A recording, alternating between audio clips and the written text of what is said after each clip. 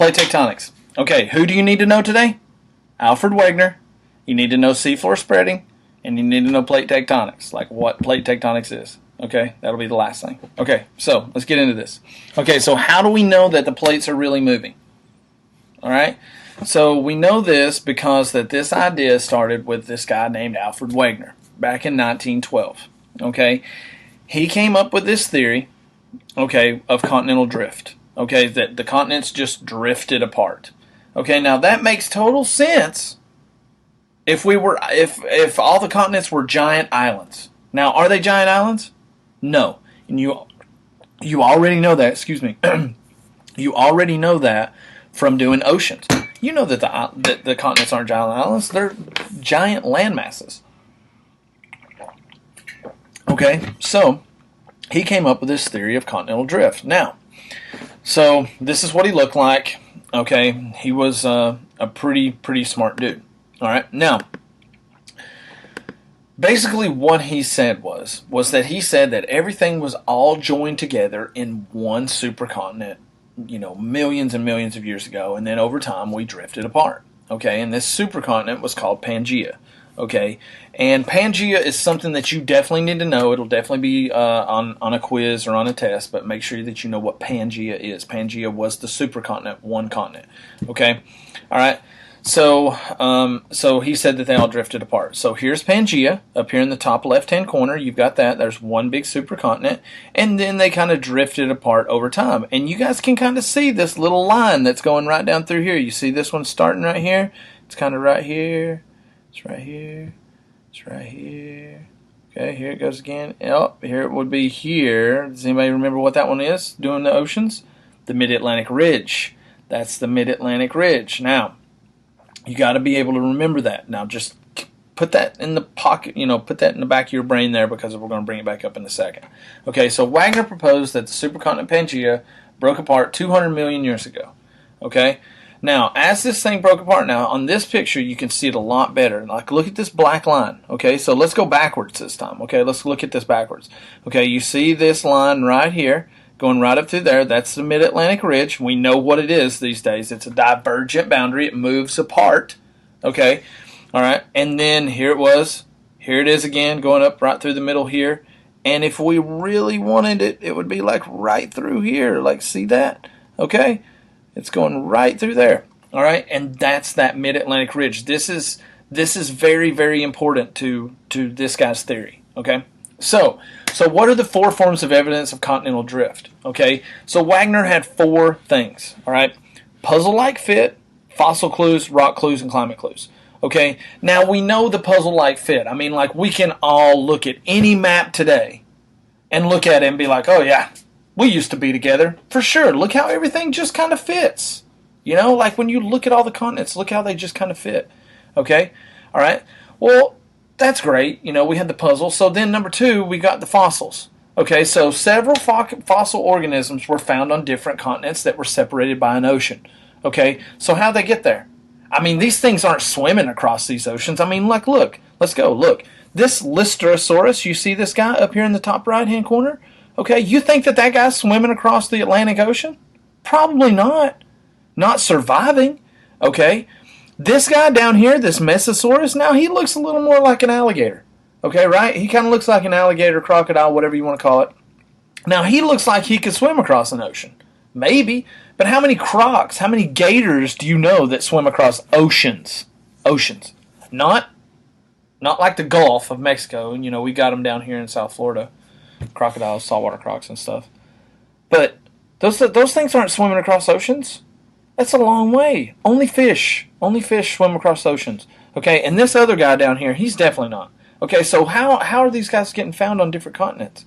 Okay, it's interesting to say, you know. So then we have rock clues.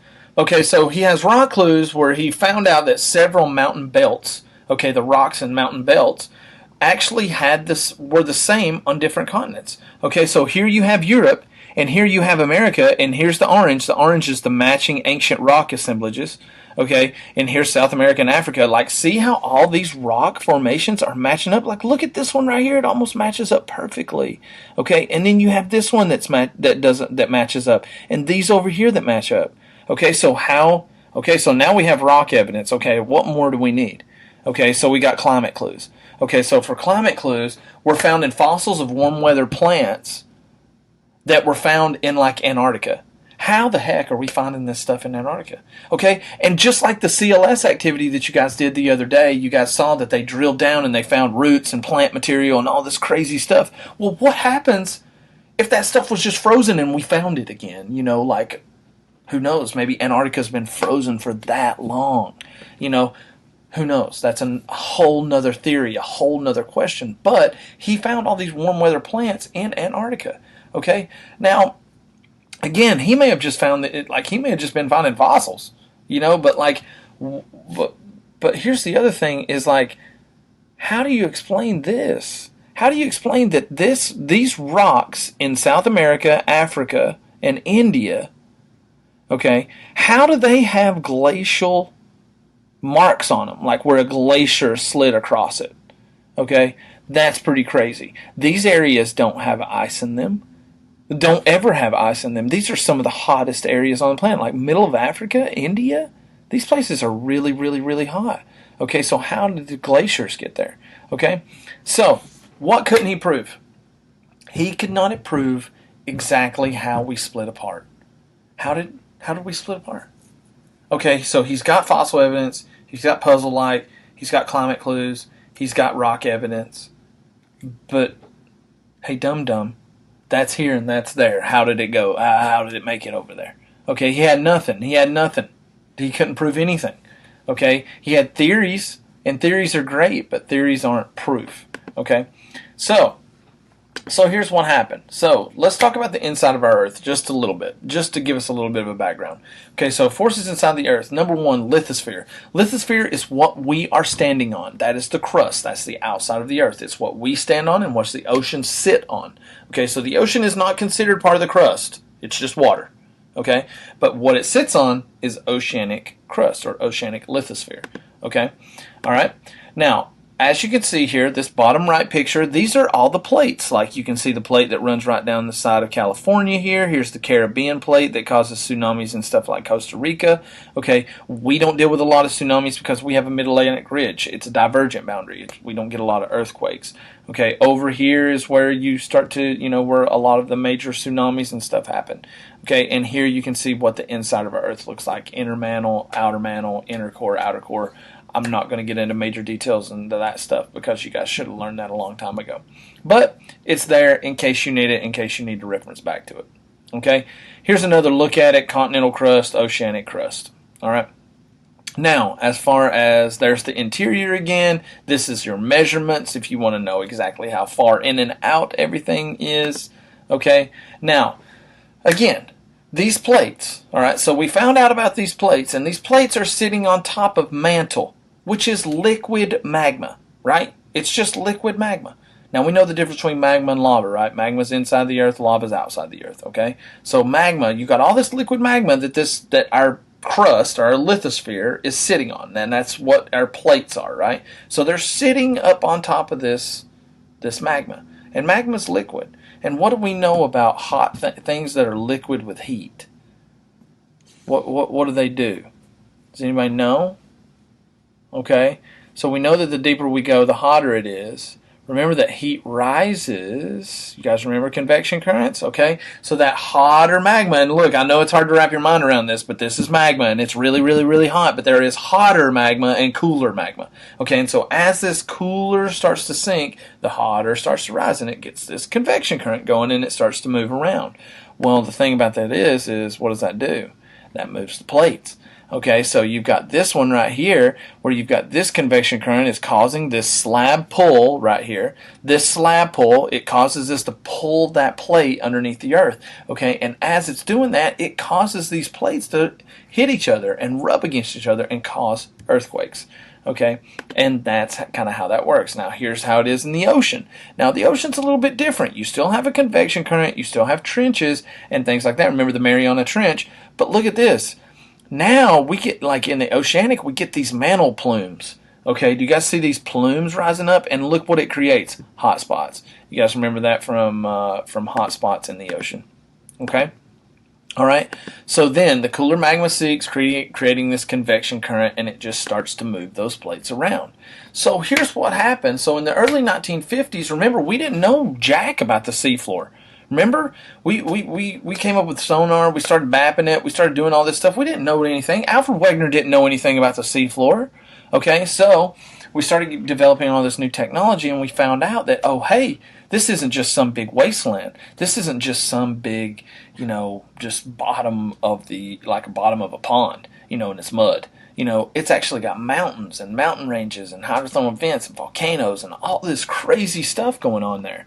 So we found out that we have this mid-Atlantic ridge, and we came up with seafloor spreading. Okay, so this thing is diverging, okay, and it continues to erupt. It continues to get magma and lava coming through it, and as it does that, it builds and builds and builds, and it creates this underwater mountain range, and then also it creates continents to push apart, right? Seafloor spreading.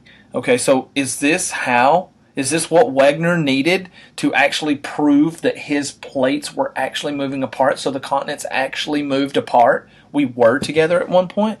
So here's what happened. So this dude named Harry Hess. Harry Hess came up with seafloor spreading because he found the mid-Atlantic ridge. He came up with this seafloor spreading and suggested that that's how we got apart. Okay, so with this being said, okay, this lithosphere, let's see, hotness materials, crust forces upward. We've already talked about that. Then turns and flows sideways. We already talked about convection. Okay, this is how seafloor spreading happens. Okay, same exact thing. Seafloor spreading, convection. It's pushing the seafloor apart. Okay, all right, same thing. So with all of this being said, all this magma starts to harden, starts to create this underwater mountain range. Okay, it starts to force lava up, okay, and you can start to see. So if it looked like this before, okay, so here's Pangea up here at the top. You guys see my mouse up here? Pangea is up here at the top, okay? We get an eruption, and we start to split, so we start to get this rift valley here.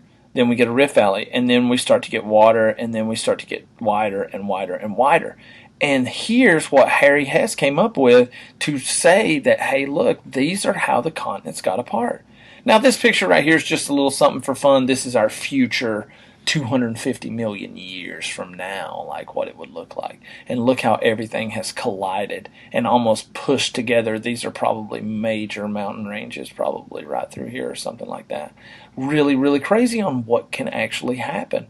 Okay, so there are some cool time-lapse videos if you guys want to go on YouTube and watch time-lapses of like from what it was to what it's going to be. It's really, really cool. There are some, but you might have to fast-forward through them because some of them are like 10 minutes long and nobody wants to watch it. Okay, so with Wegener's theory and with Harry Hess's theory, you had this plate tectonics. Okay, this is what plate tectonics is seafloor spreading. All of the other things, like now we know we have plates, we know why, were we together, like probably, and this is how we've actually come apart, okay? And that's how plate tectonics came about. And now we're going to stop right there. I'm going to get into more plate tectonics tomorrow and the next day, okay? But for now, that's where you got to stop. This video is your assignment for the day, so as long as you've completed the questions, you are finished. Toodaloo for now.